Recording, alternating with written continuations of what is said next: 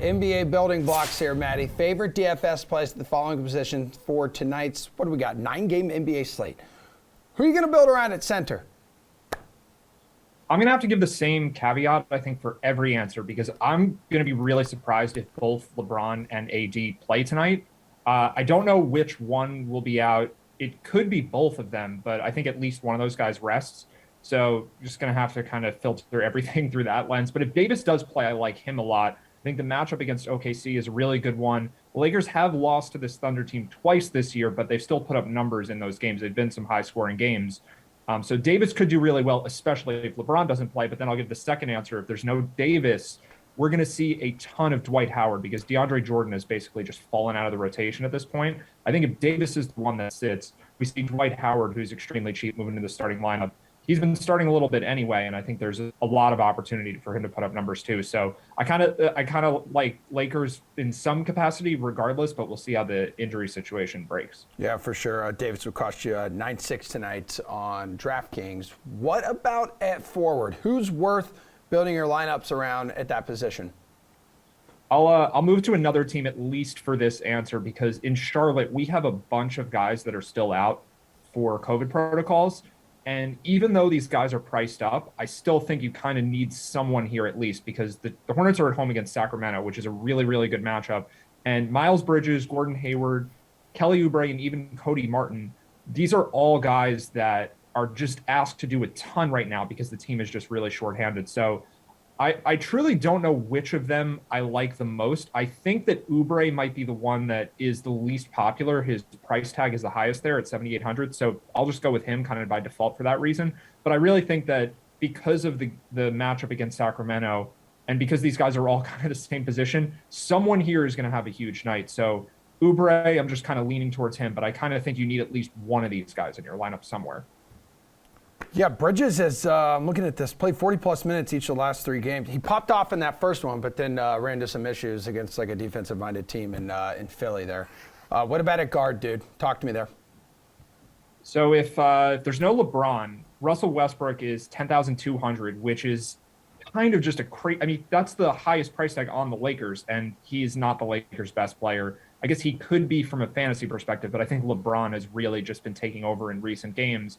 And it just, to me, it seems unlikely that LeBron's going to go tonight. So you take him off the court, and then Westbrook looks really, really appealing. I'll give one other answer, though, just in case, because we don't know this stuff. Like, I'm kind of just guessing here. Yep. But I think Shai Gilgeous-Alexander is going to get a lot of attention in the 8K range just because he's done well against the Lakers. The Lakers' defense has not been very good. And I think that's just like a little bit too low of a price for him in general. So I'm going to go with a pivot to the Suns-Celtics game and take Chris Paul, who I think will be a lot less popular. Devin Booker is still out, and Paul hasn't had a huge game yet in Booker's absence. The Suns have also had a couple tough matchups. They were playing the Spurs, who are not like crazy up-tempo team, decent defensively. They played the Warriors a couple times before that. And the Celtics aren't the greatest matchup either. I just think that Paul kind of goes overlooked because it's like, oh, he's up to 8,300 now. That's a little more than Chris Paul usually costs. I just don't think people are going to gravitate there too much. So I'll go with Westbrook if there's no LeBron, but if I have to pick somewhere else because the Lakers decide not to rest anybody, I think Chris Paul is the best choice. Yeah, averaging just under 40 fantasy points a game this season. Can you build around someone in the value department on this slate? What do you think? I don't love a ton of the value yet, but again, if any Lakers sit, that potentially opens things up for Dwight Howard. I think even if LeBron doesn't play, you could see Davis slide down to the 4 and Dwight Howard start at center just because they're kind of shorthanded there and they really don't want to play DeAndre Jordan. But the other guy that becomes interesting is Taylor Horton-Tucker, who's only 4,900. So I think if you take LeBron or Davis, or maybe Westbrook gets a night off, they never really rest him. Maybe he kind of needs one. He might be the guy on the team who is most in need of having a game off at some point. But Horton-Tucker is not that expensive. We've seen him have some huge fantasy games this year. The caveat is you need at least one of these guys to be out to make him a really good play. I still think he's viable regardless. Like, it's not that expensive, and he's playing a decent amount of minutes. He's been starting more often than not. But if you remove one of the Lakers' top 3 guys, then Horton-Tucker really should be able to get a lot of usage and just extra minutes in this game.